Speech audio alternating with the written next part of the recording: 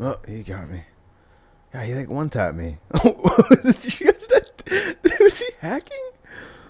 Oh my gosh, man! It's the fourth hack in a row, bro. This is so bad. Why do we play this game? I mean, I only play it because you guys play it. So, I mean, I'm done with Fortnite if you are. At least it's like no hackers there. Dude, I just want to play like an MMO or something, man. Like, oh my god, when Beat Black Desert Online came out, like, dude, I played that for like 15 hours a day. Like, oh my god, nighttime, 2 a.m. Just grinding and listening to podcasts with my friends and just like chilling. That was the best, dude. If like it died off so quick because it was so laggy and like PvP was and like there's like no dungeons and stuff. But I mean, I didn't even know you during Maple Story 2, but I didn't really play it either. Like I was just too used to the 2D side scrolling like Maple Story version of it. I do you know Matt? No? Okay. Yeah, my cousin. uh, he convinced me to play the game. Like the first time I played, he was like, "Oh, where you at? What channel you on, etc." Blah blah blah. And then he scammed me, dude. Like I didn't know what his username was, and then he like came up to me and he was like, "Oh, let me show you a money glitch." And I was like, "All right, cool." And he like stole my money and like never gave it back to me. Oh man, I don't know. I feel like there's like a game drought right now. Like, I mean, there's like Tarkov or something, but I don't know. That game has its issues too. And then let's just play Fortnite, dude. Alright. Sorry, one second. Baby, you awake? Hmm? You can't sleep? What happened? Did you have a nightmare? Yeah? Do you want me to come read to you or come talk to you for a bit? Okay, just give me a second, okay? Let me just tell them like to play one without me. Okay. I love you. I'll be right there. Yeah, just play a couple without me. I'm gonna hang up my girlfriend until she falls asleep. Alright. Alright, cool.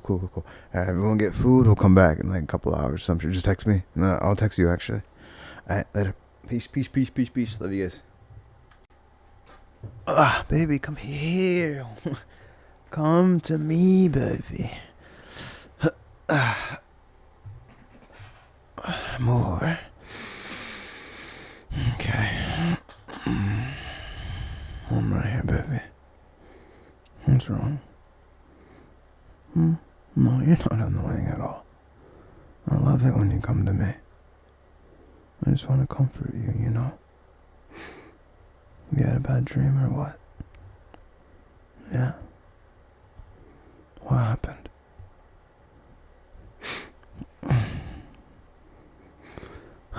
I'm sorry Jimmy did that. He sucks. But I love you, and I miss you, and I want to hang out with you all the fucking time. Okay? I know, baby. And you know I would never hurt you. I'm sorry that happened in your dream. Do you want to talk about it? What did I do in your dream? I'm sorry, baby. I'm sorry, okay? I love you. And I'm right here next to you. Give me a kiss.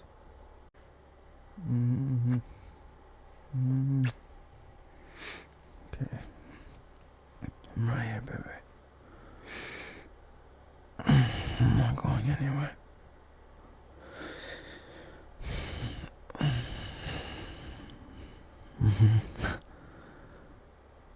I know, baby. No, you're not silly. I mean, like, I don't know, I've had dreams like that too, and all I wanted to have like someone say was, I don't know, they loved me and comfort me. And I love you, and I'm here with you. And that would never happen. Mm-mm. Never, never, never, never, never, never. I need you way too much. Okay.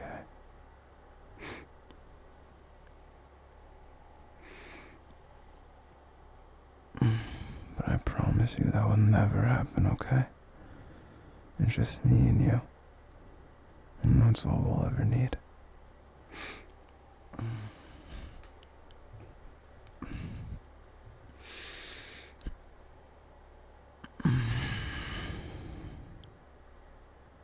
You're not silly. You're not. I'll say it 1,000,000 times. I love you. I love you, I love you, I love you. I'm so sorry you had a bad dream. Dreaming me sucks, I know that, baby. But I love you. Okay? I'm sorry I hurt you. I mean, I know I didn't hurt you. You don't have to, like, tell me that. I just want you to feel okay. I just want to comfort you, you know? I love you. I love you, I love you, I love you, I love you, baby.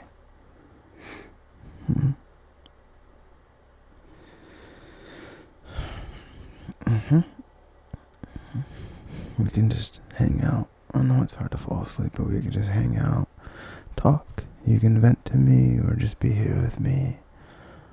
And then I could read, or we can watch something. We still have to finish Gossip Girl.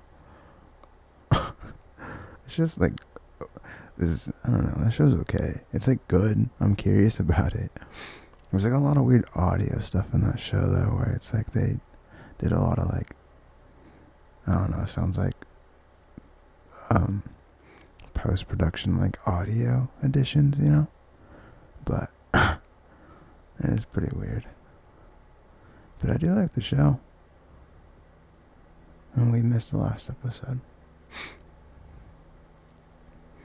And then we gotta watch Lois and Clark, and we got a few animes to catch up on, but we can do that later if you want. If you just want to hang out with me and do nothing, huh? Yeah? Okay. Just close your eyes, okay? And be here with me. We don't have to be anywhere else. It's just me and you. I know there's things you gotta prepare for soon, but for right now, just think about those things. Yeah. And I slowly just have them fade away. And then the only thing you can concentrate on is my voice. Everything's gonna be okay, baby. Alright? It's me and you. Nothing else matters right now. That's a problem for future us. And future us can deal with it. But right now, we need to breathe. Close our eyes. And just be in the moment. Not worry about whatever tomorrow holds. Because right now it's me and you. And I just want to breathe you in. I want you to hear every word I say. You are gonna be okay. You are beautiful. You are worth it. You are smart, gentle, kind, super fucking funny. And you're all mine. Shh, you're okay. We don't don't need to worry about anything else right now, okay? It's just you and me.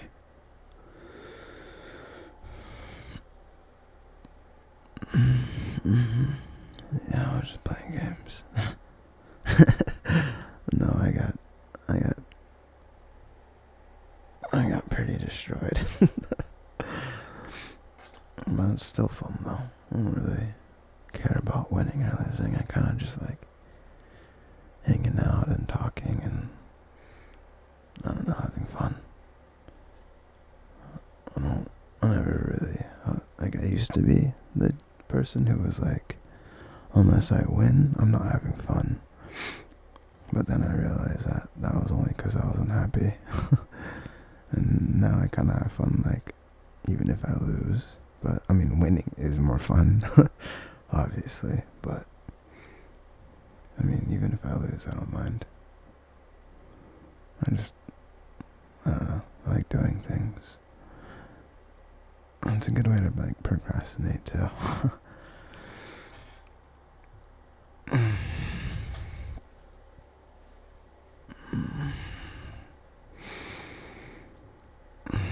Here, baby. Just close your eyes. You don't have to say anything, okay? It's just me and you.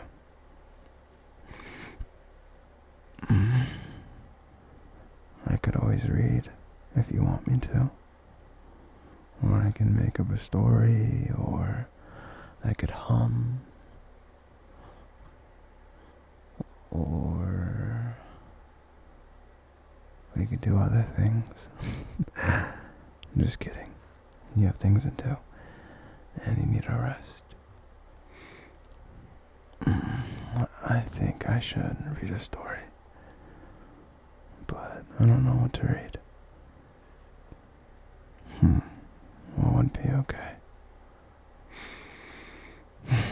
Maybe something long to help you fall asleep. Or I could just talk for a little bit and then we could like read something. Yeah. Okay. You like that? Okay. Or I can like hum a little bit. We'll see.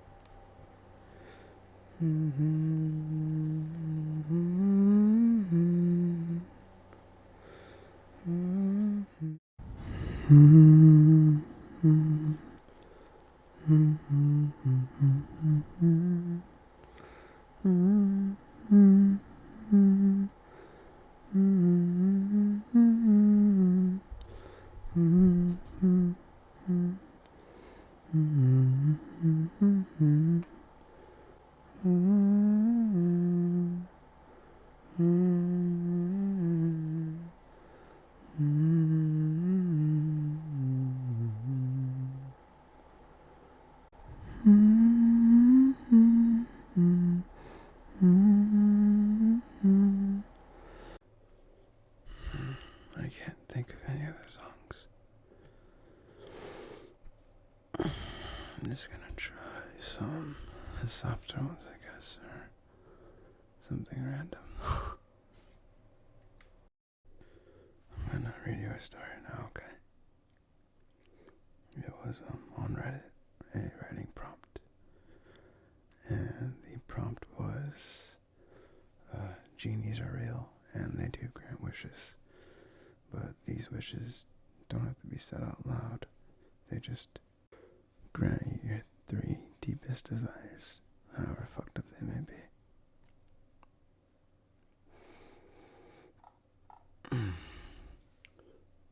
When my uncle died, I skipped the funeral, citing work reasons and the fact that I was out of the country. It was curious as to how that wretched man died the day after I had flown off for work. But it was all the better, morbidly enough. I despised him, though I could not recall why. It had something to do with growing up around him, though, try as I might, I could not recall exactly what he did. In fact, most of my memories of him were fuzzy. I apologized half-heartedly on the phone to my mother about not being able to make it, and promptly forgot about the funeral as I focused on my job. When I found the cat waiting outside my apartment, when I returned from my work trip, I had to do a double take. The cat was a spitting image of the one I had to put down months ago. My cat, Ginger, with white feet and a striped tail, the very same. Naturally, I took it in, but the cat, it fell into the habits of Moose, my original ginger cat. Like Moose, it lounged on the windowsill in the evening. Like Moose, it looked at my face when I lied on the bed. And like Moose, it liked the same wet food and squirmed at the same dry vitamin pellets.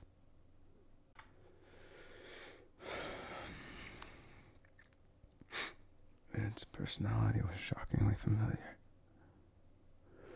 But this cat was not Moose. Again, Moose was dead and buried months ago because of his bone cancer complications. This cat, though basically a twin, simply physically could not be Moose.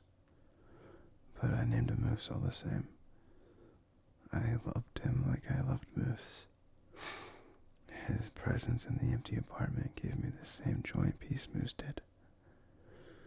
And like any cat, Moose one day decided to knock his underthings off of tall surfaces.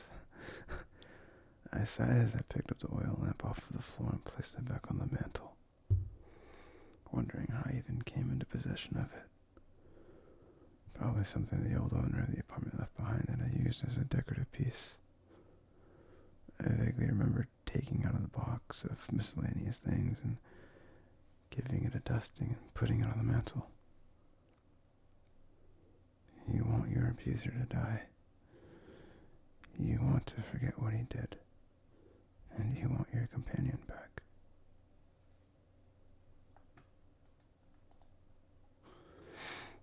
I think I'm gonna read another one, okay?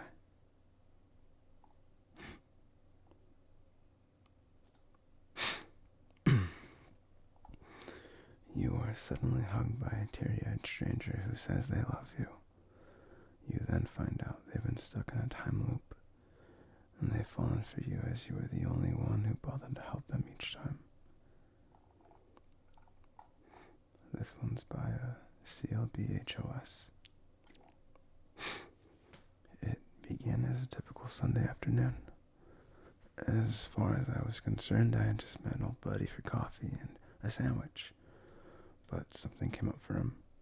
So after we paid the bill, he bounced, leaving me downtown with time to kill. So I figured I'd wander the antique loop, the cobblestone cul-de-sac along which all the city's swankies, antique, and pawn shops are located. Don't get me wrong, I'm no antiquer or pawn star. I'm something of a minimalist by necessity, if not on principle. But sometimes it was fun to mosey into those dimly lit stores surrounded by all those old and rare objects and take it all in. The vibe, like a mix of happy with spooky with secret, mysterious, unwritten histories. Like any one of those strange smoky stores might contain the kind of charmed or cursed artifact you read about in old short stories or see in Hollywood movies ripping those old stories off. Well, I started at Ben's, and after I finished my perusal, curved down into the Vulcan. And I took my time in there, because what's cooler than checking out ancient weapons and pieces of armor, some of which were priced over, well, 10 grand. But after about 20 minutes in the Vulcan, I saluted the fat, bearded biker who worked the front counter and headed further down the antique loop toward O. Every time I saw the sign of that place, I shook my head because what kind of name is that for our store? O, a single letter. It's bad branding.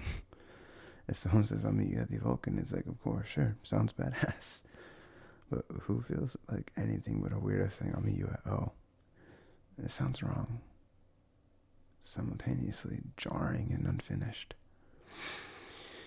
Point is, it was a normal Sunday afternoon until I saw a girl about my age walking out of O. It looked like she had just bought a couple of things in there. 2 hard book covers, on top of which sat a vintage wooden clock. Well, as she was heading out, there was a group of folks heading in, and one of the guys bumped into her shoulder, and the clock slipped off the books and crashed on the pavement. The glass covering the face shattered, and the wooden casing burst apart. And even a few gears and springs jumped out from the inside like a metal confetti. And the group stopped for a second and looked down, but the guy reasonably shrugged, which was enough for the rest of them, and they continued into the store, leaving the girl to deal with the mess herself. I'm no white knight. For every fair maiden who stumbles into the slightest distress. But sometimes a chick really looks down and out, like she could use a bit of compassion. That's what it was like with this girl. So I sort of skipped over to her and crouched down and started reaching for the pieces of the busted clock's intestines strewn about the walk. She just looked straight into my eyes from where we were both crouched. Now that I was closer, I could see she wasn't just having a bad day. Tears were welling in her eyes, sure, but there was something much deeper than weepy, transient sadness behind them, like abject terror and hopelessness. Like she was an animal caught in a trap from which she knew she would never escape. And yet there was a glint of something else. Gratitude. Love. Something misty. It was not your regular look. So it's tough to explain. Samuel Douglas Fit, she blubbered, which threw me off, 'cause I had never seen this girl in my life. Yet somehow she knew my full name. Dante said hell is comprised of circles. A circle's a shape that runs forever, without end. If you hadn't stopped this time, last time, each of the 50,000 times before, I could have been the circle I've been forced to trace was one of those circles of hell. But how could it be hell? Given the boundless kindness you've shown me time and time again. My guardian angel, my single solace. My dearest friend, whom I only ever know for 5 minutes at a time, yet whom I've known for years. She opened her arms and collapsed into me, squeezing me and sobbing into my chest. I patted her back woodenly, trying to be as consoling as I could, yet also feeling awkward about being publicly embarrassed, or publicly embraced by a lunatic. It's okay, I said. It's okay. But how do you know my name? I've already told you thousands of times, she sniffled, pulling her face from my chest and looking up at me. She took my hand and stood up, leading me to stand with her. After the countless hours we spent together, I've gotten to know you quite well, she said. Your pop culture knowledge is charmingly limited. Best analogy I found is Groundhog Day. With Bill Murray? She nodded. You know how he's forced to live the same day over and over again? She asked. I'm in the same situation, except my lip is much shorter. It's not a day, but just over 5 minutes. It begins when the clock shatters on the ground. She gestured to the Mingle antique, and it ends at 2 o'clock, when the bells inside the store begin to chime. I know your name just like Bill Murray knew the names of all the people in the town he was trapped in. I asked him the man's name, the one over there walking his dog, Horace, and that woman there, She's Betty Ray Carlisle, 42 years old, twice divorced, recently engaged. Here shopping for an antique ring. I know just about everything about every single person without 200-meter radius. And I know that of all of them, you're the only one who's ever stopped to help me. And you do it time and time again. You're a great person, Sam. With a witty but dry sense of humor. And you always keep your cool. You're not shy, but you're also not enough of a impulsive exhibitionist to come with me behind the shop for a quickie. Perfectly understandable. It's a lot to take in all at once. Though this has been one hell of a dry spell for me. And I love how highly you speak of your friends and how sweetly you talk about your mother. I'm constantly blown away by the ideas you come up with. So long as I phrase a question slightly differently, you'll give me a different answer. It's amazing. I'm amazed. Nearly every plausible thing I've tried to get out of this mess came straight from your marvelous mind. We've tried putting the clock back together. We've tried breaking it completely apart.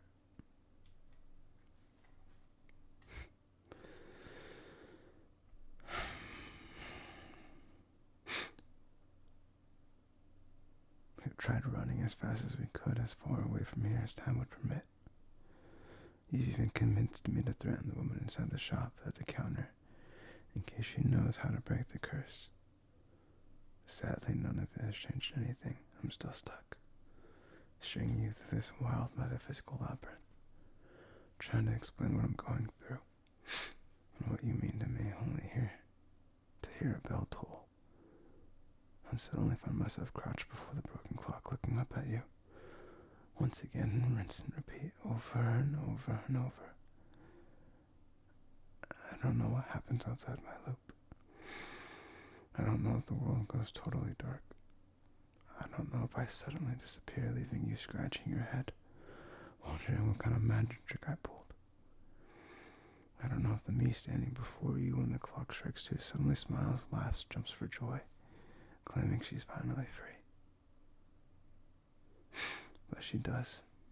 If she does. That isn't me. Because you can rest assured while she's celebrating her escape from the loop, I'm back at the start, living it over once again. What I'm saying is there's lots I know about what happens inside the loop, and lots I don't know about what happens on the other side. But I know this for sure. More than anything else, I love you with all my heart. With that, she leaned forward and wrapped her arms around my neck and kissed me, deeply, passionately, and I couldn't help kissing her back, because though I had no memories of this girl, no rational reason for believing her story, I nevertheless felt our connection deep within my soul. And as we kissed, I believed her wholeheartedly. I believed every word she'd said, that we had spent years together, living out the same sliver of time, only I wasn't consciously aware of it the way she was. And then the bell tolled and I held her even closer, trying to kiss through the reset, trying to break the curse with my blind, credulous, irrational love. But she began pushing back against me, struggling until she shoved me off completely and stepped back. The young woman stared at me in confusion, as if she had suddenly awoken from a blackout. She scanned the ground, our surroundings, which altered over the last 5 minutes. "Who are you?" she demanded. She violently wiped her lips with her arm. "What happened? What the fuck happened? Why were you?" She started crying. I walked towards her to comfort her, but she screamed, "Get away from me. Get away. Help. Someone help." People were looking over, walking nearer. I wish I had been as cool and collected as she claimed in her speech, but I wasn't. Not as the mob was closing in. I ambled away, leaving this woman behind in the present, and leaving the other behind in some lost shard of the fractured past. I returned to that spot every afternoon for a month, arriving around 1:30 and not leaving until a quarter after 2, watching, waiting, thinking.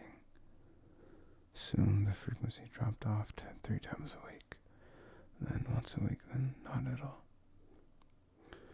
I was foolish to think I could find her again by hanging around that spot because she wasn't stuck in that place. She was stuck in time.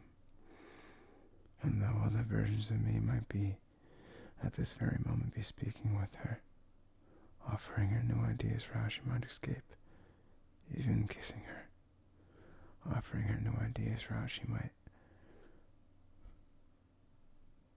Oh, well, those other versions are not me. They are as different from me as the young woman who pushed me away was from the girl I helped and knew and loved for a mere 5 minutes. I lost a nameless love.